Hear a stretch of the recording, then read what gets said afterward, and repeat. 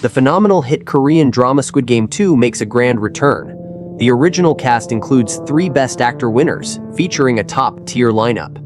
It hasn't even aired yet and has already received a Golden Globe nomination. You can imagine how high the anticipation is.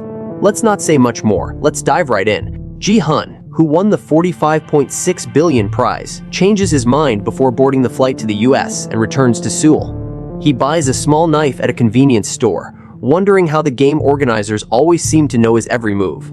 The answer to this mystery has already been revealed. There's a tracker hidden behind his ear. After much struggle, Jun-ho finally found his brother, only to be mercilessly struck down by him. Fortunately, he narrowly survived. When he woke up, he was already in a hospital in Seoul, with his mother anxiously calling his name by his side. 2 years later, Jun-ho resigned from the Major Crimes Unit and transferred to work as a traffic cop, dealing with minor infractions daily and occasionally being insulted as a fool. His squad leader understood that Jun-ho left the Major Crimes Unit because of lingering resentment in his heart. Unfortunately, the police force operates strictly by the book, and none of the photos Jun-ho took on the island ever made it to the police. His phone was lost, and he couldn't recall the exact location of the island. The only piece of evidence was an untraceable bullet lodged in his shoulder, making further investigation impossible. On the surface, Jun-ho appeared to have moved on from the past, but in private, he couldn't let go of finding his brother's whereabouts. After being shot and falling into the sea, he was rescued by a kind-hearted ship captain who saved his life. Out of gratitude, Jun-ho spent the past few years accompanying the captain on his voyages whenever he had time, searching every suspicious island. Sadly, his efforts remained fruitless. Gi-hun paid off all his debts and even gave the crime boss a large sum of money to mobilize all his subordinates in searching for the game recruiter, promising an additional $1 billion if the mission succeeded. With money as motivation, the crime boss and his right-hand man, Woo-sik, briefed their men on the recruiter's details.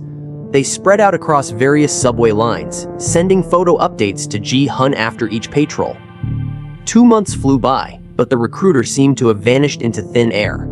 All their efforts amounted to nothing. Woo-sik couldn't help but complain to the boss, questioning if Gi-hun might have lost his mind and suggesting that the game might not even exist. Just as those words were spoken, a series of tapping sounds caught their attention. Across the subway station, wasn't that the recruiter they were searching for, playing Dakji? After handing out another business card, the recruiter walked away casually. His movements were incredibly bizarre. He purchased 100 loaves of bread and 100 lottery tickets, offering the homeless in a park a choice of bread or the chance to strike it rich. Choosing bread would at least fill their stomachs. While wealth sounded enticing but came with slim odds, failure would leave them with nothing, not even bread. Unsurprisingly, every person clung to unrealistic dreams, gambling on the slim chance of fortune even while hungry. The outcome, however, was uniformly regretful for all. Standing in the park's center, the recruiter scattered the bread onto the ground in front of everyone. Then, with a crazed demeanor, he stomped the bread into crumbs, seemingly reveling in the sense of power he held over everyone present. Basking in his control of the situation, Gi-hun received the news and rushed toward the park. On the way, he was stopped by a traffic cop for speeding. Pressed for time, he paid the fine without a word and sped off. His actions caught Jun-ho's attention.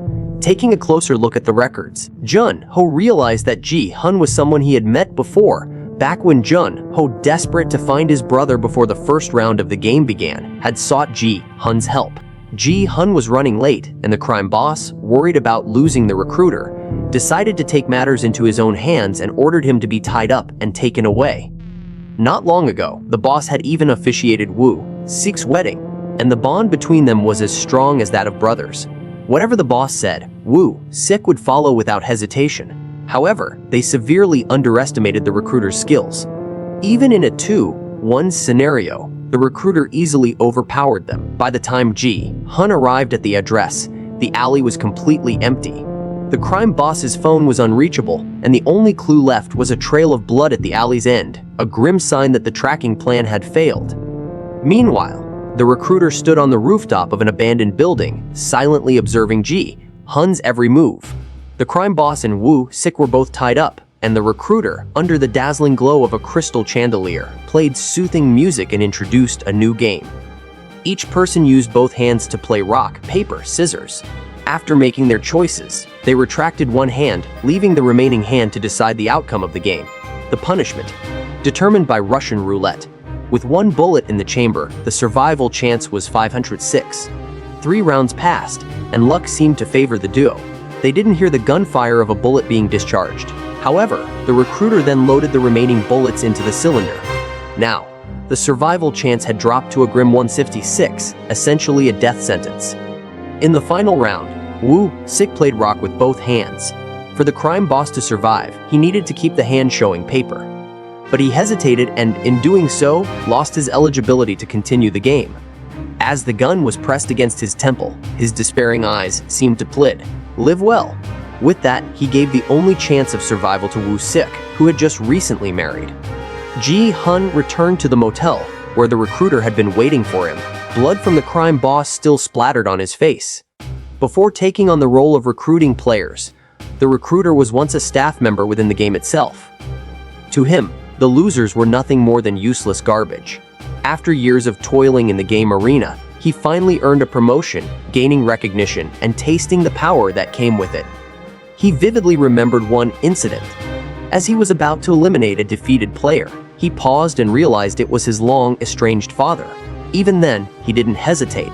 The thrill of trampling others and controlling their fates made his blood surge with excitement. His relentless efforts and dedication soon earned him the favor of his superiors, leading to his promotion as a recruiter, someone who could leave the game grounds and select participants. What he would never understand, however, was the depths of despair felt by those who played the game. The recruiter always carried the contact information of the game's overseers in his pocket, but obtaining it required winning a game, Russian roulette, once again. 1 round per person. Having survived the previous game, Jae-hun's luck seemed extraordinary. When it came down to the final 2 bullets, the odds of survival and death were a stark 50%. Determined to take a gamble, Ji-hun pulled the trigger and emerged unscathed. True to his role and the rules of the game, the recruiter didn't break his word or attempt to cheat. Following Ji-hun's license plate, Jun-ho tracked down his registered address. As he waited downstairs, he suddenly heard the sound of a gunshot. Ji-hun, having taken a business card from the recruiter's pocket, found it read October 3st, midnight, HDH Club.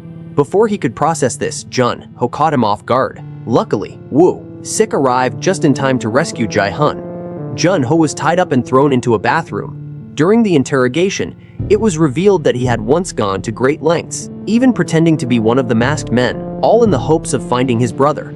Ji-hun, no longer on guard, decided to trust him. He brought both Jun-ho and Woo-sik to another room, where the remaining prize money was kept. A small portion of it had already been spent on investigating game-related information. Jun-ho's goal was to find his brother, who had left home, while Woo-sik was determined to avenge his boss. The 3 of them quickly teamed up, forming an alliance. Over the years, Ji-hun had gathered a variety of weapons from the black market. Behind the curtains, he had even set up a special training facility. Day and night, he practiced relentlessly, all in preparation for the day when he could face off against the game's masterminds.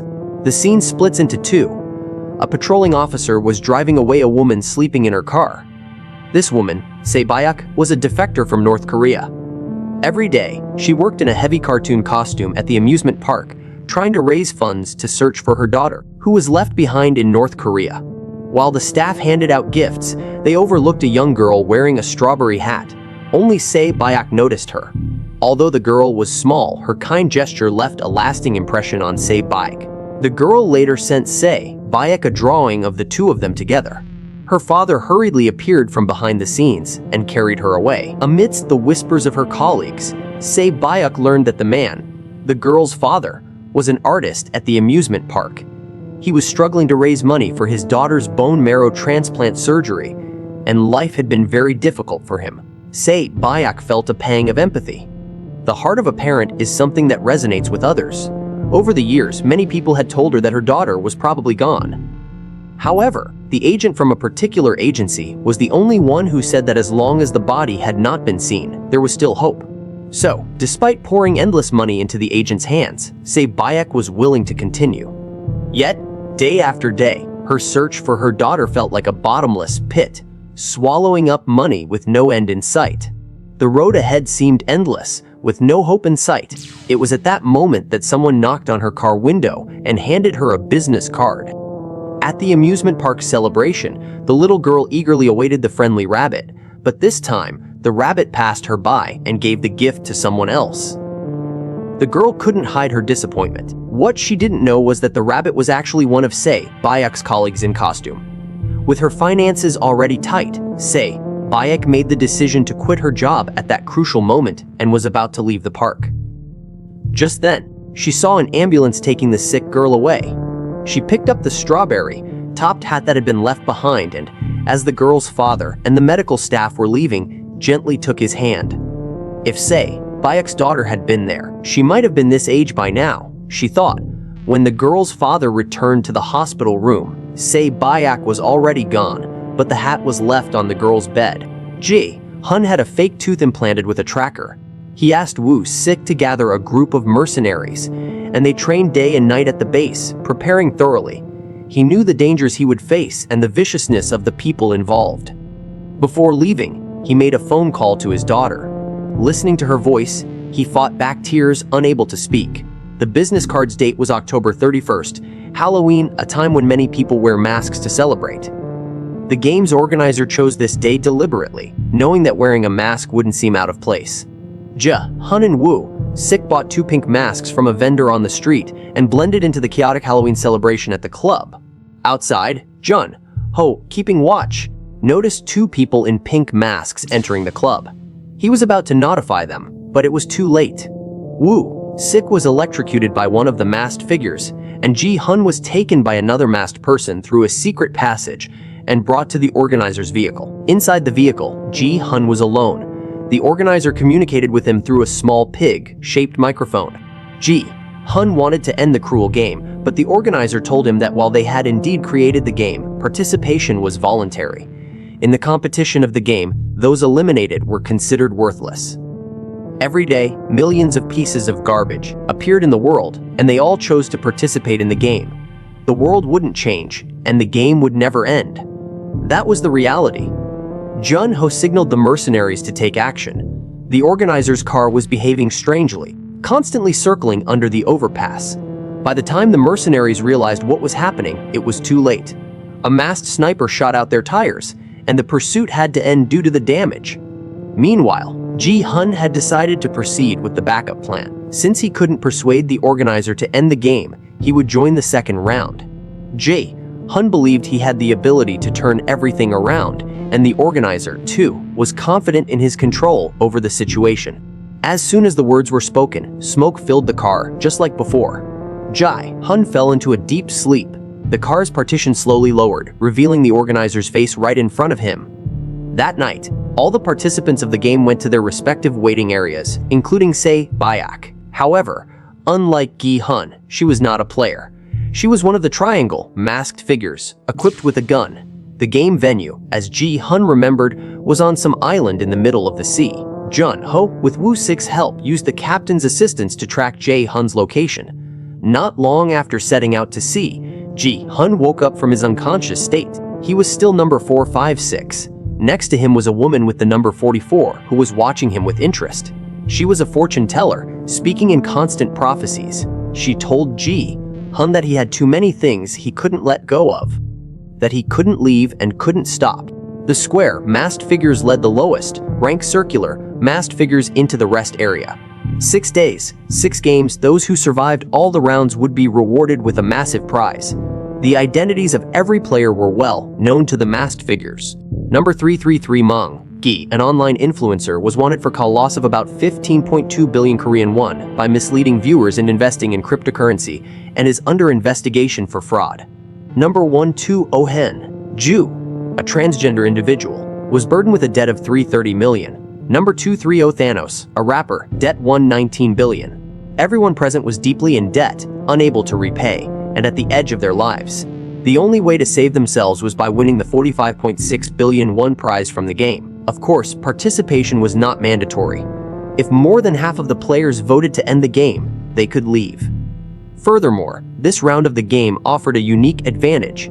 After each game, The players could vote to decide whether to continue or stop. If they chose to stop, the remaining players could leave with the accumulated prize money. Suddenly, a loud commotion broke out in the crowd. Player number 7, Young-sik, discovered that his mother, Jum-jae, was also among the participants. Jum-jae had joined the game to pay off Young-sik's enormous debt, willing to risk her life in the process. Young-sik, unwilling to leave his mother behind, joined her, and the two of them eagerly signed the consent form to participate together. At that moment, blogger Mang-ji ran into trouble. Thanos and Nam-ju, who had just met, had also invested large sums of money into cryptocurrency after watching Mang-ji's videos. After losing everything, they were forced to join the game. The two sides immediately clashed, with Thanos shouting that after the game ended, he would return to take Mang-ji's prize money as compensation. Just as one problem seemed to be resolved, Mang-ji breathed a sigh of relief, unaware that another troublemaker was glaring at him in the crowd. As per the usual procedure, each player had to take a photo. Some recognized Thanos as a popular rapper and rushed to ask for a photo with him. However, the camera could only recognize one person at a time. After being clearly refused by the masked guards, Thanos reassured them that once they were eliminated from the game, he would take individual photos with each of them. Ji-hun's friend, Jung-bae, had also joined the game. Everyone here, without exception, was facing difficult circumstances. Ji-hun didn't ask too many questions but reminded him to stay close and follow behind him. Meanwhile, Jun, who and his team followed the tracker to a small island. According to the captain, the island was once inhabited, but now only fishermen occasionally returned there. There had never been any rumors of a secret base. After they paddled over in a kayak, they found only a fisherman at a marked, unknown location. Searching through his bait box, they discovered a tracker. Under interrogation, the fisherman admitted that a stranger had just delivered the bait box to him. It was then that they realized the tracker wrapped in Ji-hun's false tooth had already been discovered. In the first game, Red Light, Green Light, Thanos was busy flirting with a beautiful woman while her attention was focused on the giant robot at the front. The players truly believed it was just a childish game. But then, Ji-hun rushed to the front and revealed the terrifying truth. Once the robot's command stopped, anything detected moving by the robot would be eliminated. As soon as he spoke, Ji-hun was dismissed as a drunk fool. No one believed him, and they even thought he was trying to scare others in order to monopolize the prize money.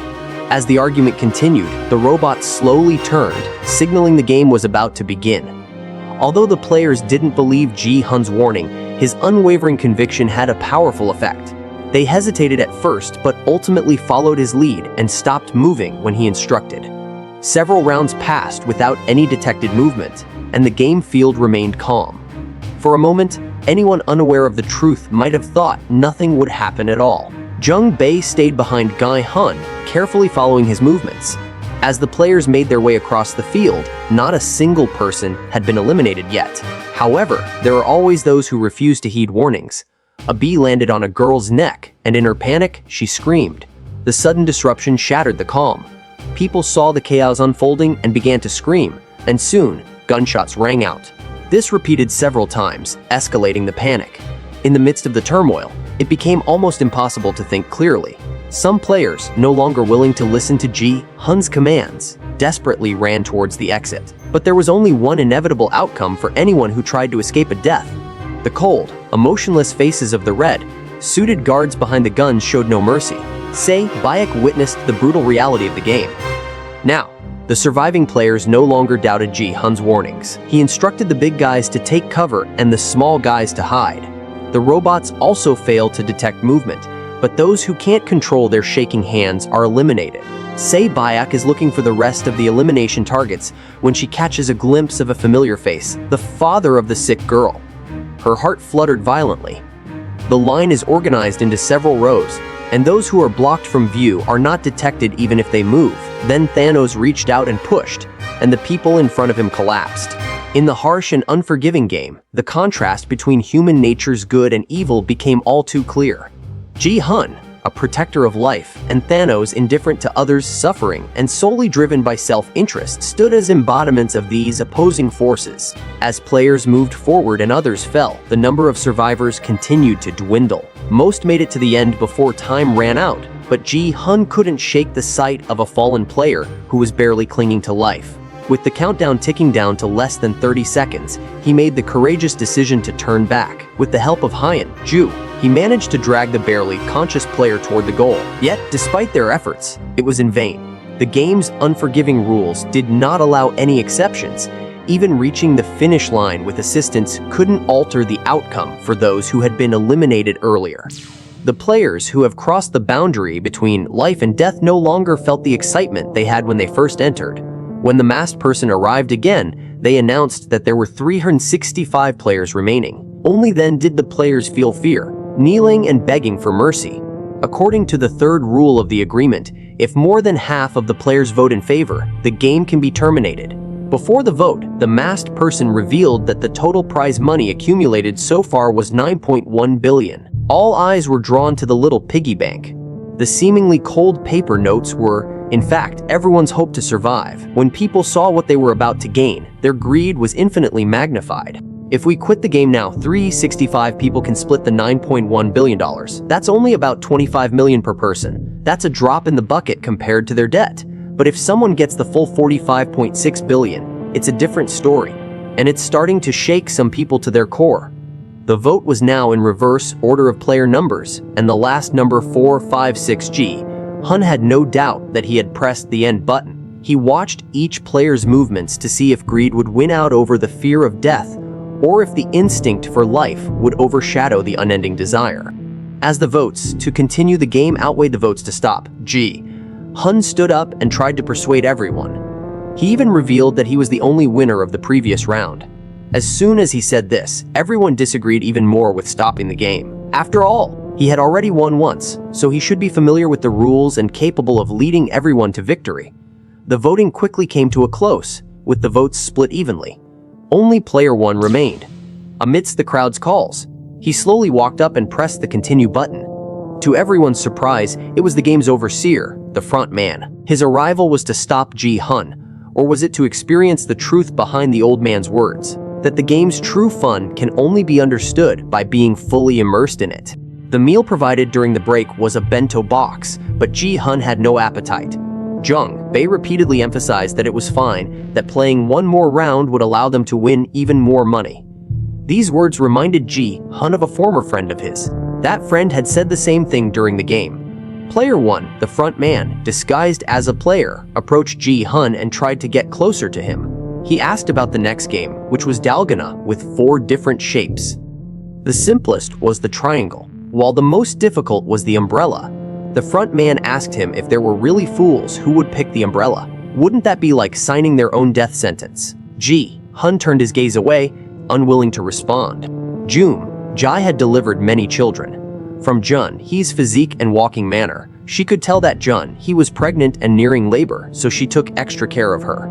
Before leaving Jack kindly reminded her to call her immediately if anything felt wrong. The kindness of a stranger added a touch of warmth to this cruel environment. The front man joined Hun's team. Nearby, Dae, who also wanted to latch onto someone strong, and introduced himself as a former Marine, mentioning that Jung Bae was his senior from previous years. The two quickly became familiar with each other. It was time to sleep, but some stared blankly at their rewards, their eyes full of greed, while others longed for their loved ones outside, tossing and turning, unable to sleep. Unable to sleep, the front man shared his past with Hun. At that time, he and his wife had finally conceived a child they had longed for, but his wife fell seriously ill and needed a liver transplant. She didn't want to give up on the life growing inside her but couldn't find a liver donor. Over time, the situation worsened. They had borrowed all the money they could, but it still wasn't enough. The front man had no choice but to borrow money from a familiar client, only to be accused of bribery by his company, resulting in the loss of his job. By telling this story, he wanted Hun to understand that, in his eyes, the piggy bank contained the life money of the victims. But for some people, it was the only way to survive.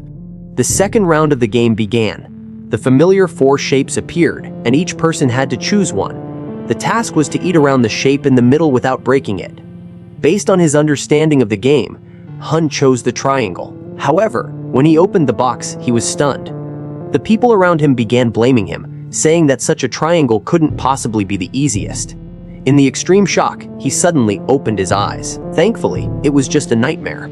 The ringing sound around them reminded everyone that the next round of the game was about to begin. Jun, he couldn't help but find Mong. They were in a relationship, and Jun, he had invested in cryptocurrency based on his rumors, only to lose everything. Despite her pregnancy, Mong Ji ignored her and cut off all contact, blocking her completely.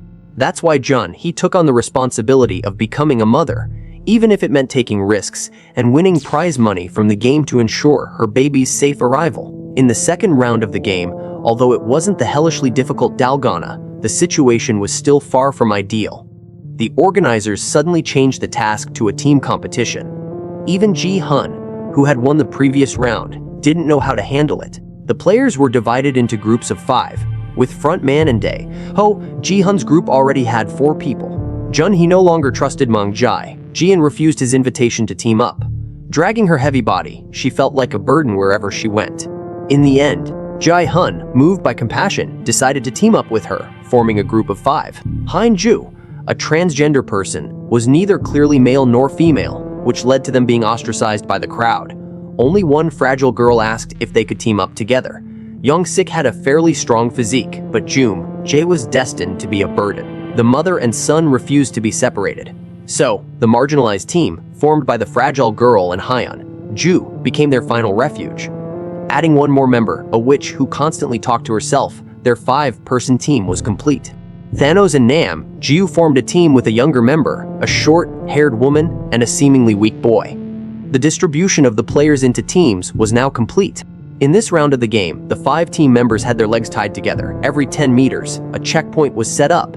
The team had to send one member at a time to complete the tasks, which included Dakji, Biseokchiji, Gong, Ji, Spinning Top, and Gigi. They had to complete all the tasks within 5 minutes and cross the finish line to succeed.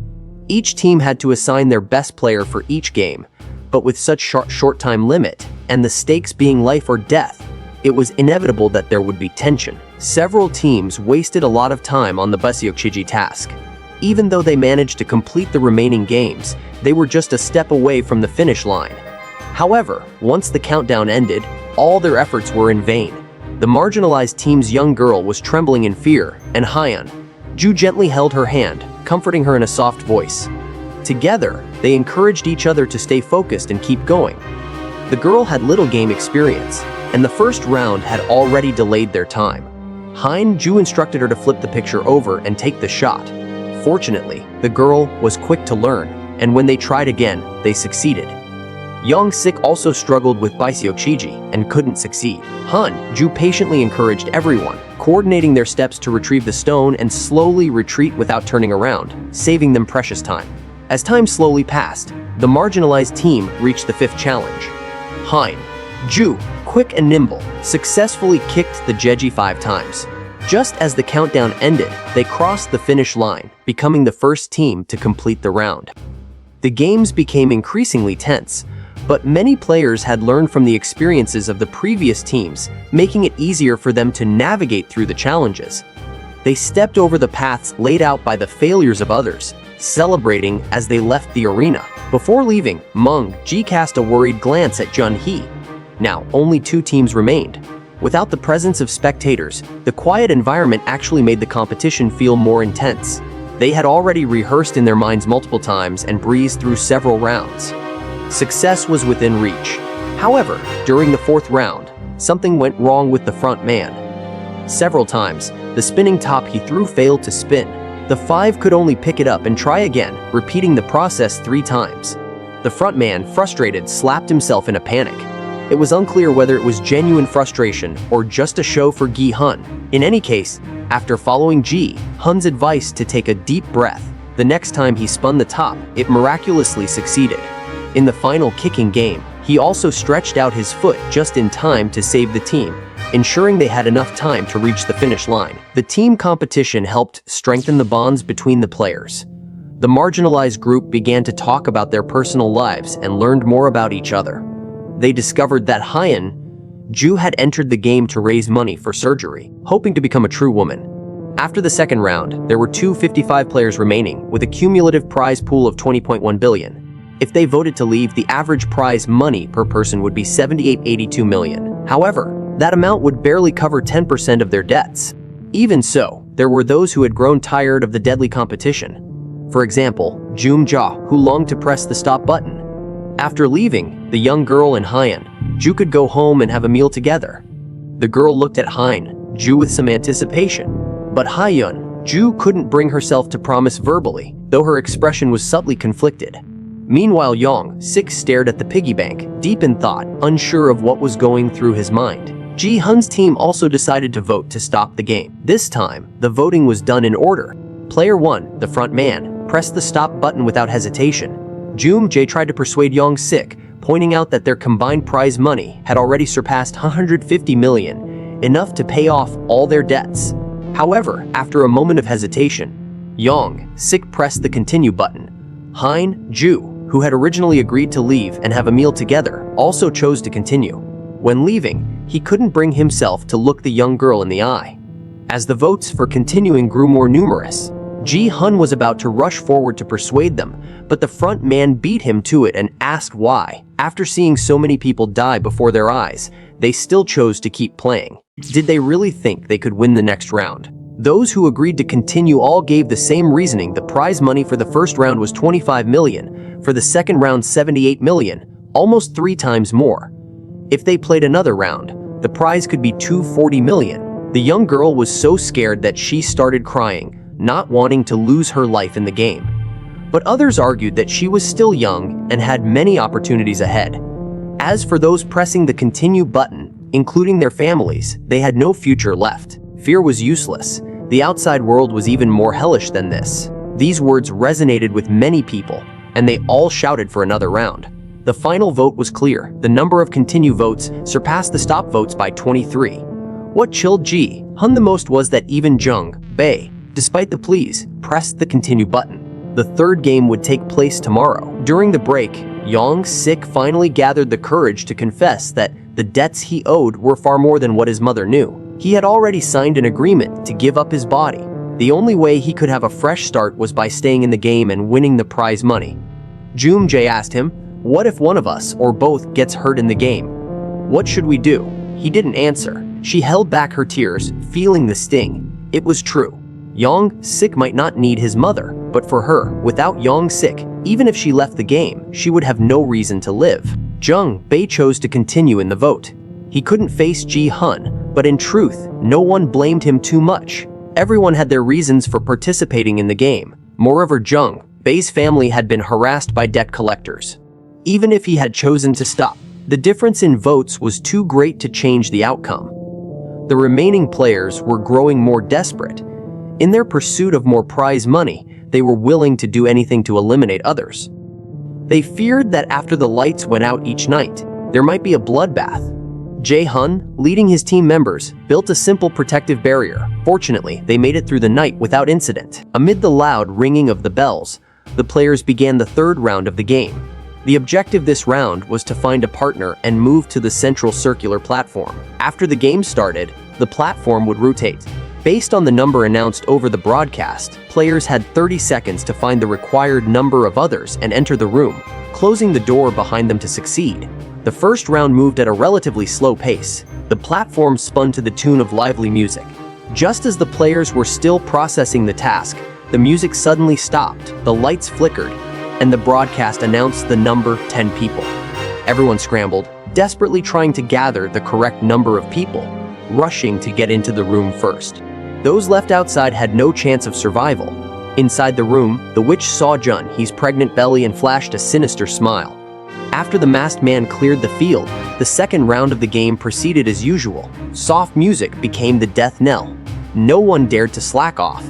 After the broadcast announced number 4, Frontman was the first to leave the 5-person team, allowing Ji-hun and the other 3 to successfully find the room. As they were about to enter, Ji-hun was still looking for Frontman's location, but the scene was too chaotic to see clearly. 3 players hid in the room, trying to cheat their way through, but the surveillance cameras betrayed their movements. In the end, they couldn't escape their fate. Frontman passed the game by blending into another team's group. Of course, only the players who were kept in the dark didn't know. Even if he didn't pass, there were no consequences. In the third round, the broadcast announced the number 3. Thanos suggested that the short-haired woman and Min Su play rock, paper, scissors to decide the outcome. The short-haired woman just wanted Min Su to leave with her, but Min Su actually made a scissor gesture with his hand and left with Thanos without looking back. Young-sik was forcefully dragged away by the two men, and when facing the exit, he only left his mother with his back. Jum-ja stood there at a loss. It was Gi-hun and frontman who saved her in time. The departure of her son was a huge blow to Jum-ja, but when frontman asked, Jum-jae still insisted on defending Young-sik. No matter how poor her precious son was, he was kind-hearted, never bullied anyone, and would never hurt anyone. But seeing the tears about to fall from her eyes, one wonders if she herself believes this. Min Su was relieved that the short-haired woman survived, but he had no courage to approach her again. In the short time of parting with Young-sik's conscience struggled countless times. Even now, Young-jae only cared whether Young-sik was hurt. He finally realized his mistake and tightly embraced his mother. The mother and son made a promise. No matter what happened in the future, they would never be separated again.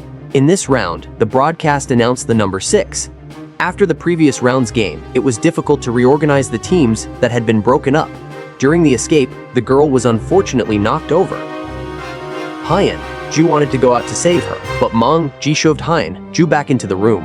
The girl and Ju, with desperate cries, were separated between life and death. It was cruel, but did Ji really do something wrong? Even if Ju went out to save her, there wouldn't have been enough time to gather 6 people, and everyone in the room would have sacrificed. Can personal interests be weighed against the group's interests? In the final round, the broadcast announced the number 2. By this point, only 126 people remained, and there were only 50 rooms, meaning the elimination process was inevitable. The darkness of human nature was fully revealed. Some who couldn't run fast dragged others down, but human nature isn't only evil. The seemingly unreliable Ji held He's hand and never let go. When frontman and Jung-bae reached the room, there was still one extra person inside. Frontman didn't hesitate, because the game rules stated that only the people inside the room counted as alive. Who and his team still hadn't given up on the search. They divided the mercenaries into 2 small teams and even deployed drones to survey the island's forest. They eventually found a suspicious door, with the area surrounded and obstructed, requiring a personal inspection on the island. However, the team fell into an ambush. The explosion was powerful, causing heavy casualties. After this incident, Woo-sik began to realize something. From the moment Ji-hun's tracker was discovered to the bomb trap set this time, the opponent was very likely aware of their plans. Could there be an insider? After the 3rd round of the game, the remaining 100 players could evenly split 360 million. Many changed their minds and chose to end the game. However, after the voting ended, a division emerged. The votes to end and continue were tied. The 3rd clause of the consent form stated that if a tie occurred in the voting results, another vote would be held. To give the players more time to think, the 2nd voting was scheduled for the next day. The players who chose to continue gradually lost their sanity and were very likely to take unexpected actions. Ji-hun suddenly discovered that a fork was hidden in the meal they were given. Min Su voted to end the game. Thanos tried to sway his vote, using both persuasion and threats, bringing Nam-ju along. Jae, who also wanted to end the game, clashed with Thanos. Their conflict escalated tensions between the two sides. Over 20 people fought in the restroom, all holding the same belief. As long as the opposing side's numbers were reduced, their own votes would count for more. And the fork that Gi had secretly hidden struck Thanos. It turned out that there was no real, careful consideration. The game organizers understood that greedy people would stop at nothing to achieve their goals, even willing to kill each other. The piggy bank added another 500 million. Only 95 players remained. The players who voted to continue numbered 47, while those who voted to end the game numbered 48. Given the situation, tomorrow's vote would likely be decided by those who wanted to end the game. But things weren't that simple. The supporters of continuing the game would undoubtedly do everything they could to push it forward, and tonight would inevitably bring a bloody storm. On the other side, the drunk mercenary was woken up by a faint rustling sound. He discovered that it was the captain tampering with the drone. When he tried to ask for clarification, the captain stabbed him and pushed him into the sea. Then, the captain lied to Woo-sik, who came to investigate, saying that the noise earlier was probably just the sound from the coast reaching the deck. The captain, who had saved Ho's life and tirelessly accompanied him in his search. What exactly was his true identity? Gi-hun came up with a new plan. Since players with the same number of votes would attack each other that night, he decided to turn the tables. First, to prevent the game from being unable to continue due to a lack of players, the masked man would definitely intervene to stop the killing. Once the fighting was over, they would seize the masked man's weapons and counterattack. However, this plan was destined to sacrifice some players who were not in Gi-hun's team. Frontman asked him if, for the greater good, he was willing to bear the small sacrifices. Gi-hun was silent for a long time before finally answering that even though there would be sacrifices, this time he could make the game end and prevent more people from dying. The plan went smoothly. After some players were reduced, the masked man began to restore order. Gi-hun's team, pretending to be dead on the ground, easily subdued him and took the weapons. While the masked man was defending himself, he retreated. But when closing the door, he accidentally left behind the square, masked high-ranking figure. Gi-hun collected their weapons and gathered the players who volunteered to join the resistance. Led by the square masked figure, they headed straight for the leader's hideout, along the way destroying the surveillance cameras. The support for the masked men arrived quickly, and the firepower increased sharply, making it difficult for the resistance team to hold their ground. They had to split into two groups. Gi-hun and Jung-bae searched for the entrance to the leader's room, while frontman stayed behind with his team to buy time. The enemy's reinforcements kept coming, and their ammunition was running low. Dae-ho volunteered to go back to the rest area to retrieve more magazines. Frontman, along with two others, went to assist Gi-hun. With the help of the remaining players, the collected magazines were enough to shift the suppressed situation. But just as they were about to head to the battlefield, Dae-ho heard the terrifying sound of gunfire from upstairs. He hesitated. At the same time, Frontman pretended to help Gi-hun escape, allowing the other two players to attack the masked men from behind. They didn't realize that the true enemy was standing right behind them, raising their weapons. Afterward, Frontman falsely claimed that he had been shot, leading to the collapse of the entire team. As for Gi-hun, perhaps he would feel guilty for the rest of his life for their sacrifice. Ju waited in vain for Dae-ho's magazine. When she returned to the rest area, she found Dae-ho cowering in a corner, trembling. The masked men had already come back. She watched helplessly as her comrades were sacrificed one by one. No one in the resistance dared to continue fighting. By this point, even surrendering was too late. As for this father, he would never see his daughter in the hospital again. Gi-hun finally faced the masked man. From his high vantage point, he asked if playing the hero was fun. The consequence of Gi-hun opposing him was once again witnessing the death of his friend. The scene felt so familiar. Gi-hun was pinned to the ground, crying out in despair. Was there truly nothing he could change? Since Game 2 ends here, watching halfway through leaves a sense of emptiness. But it's alright, the official announcement has already scheduled Season 3 for 2025.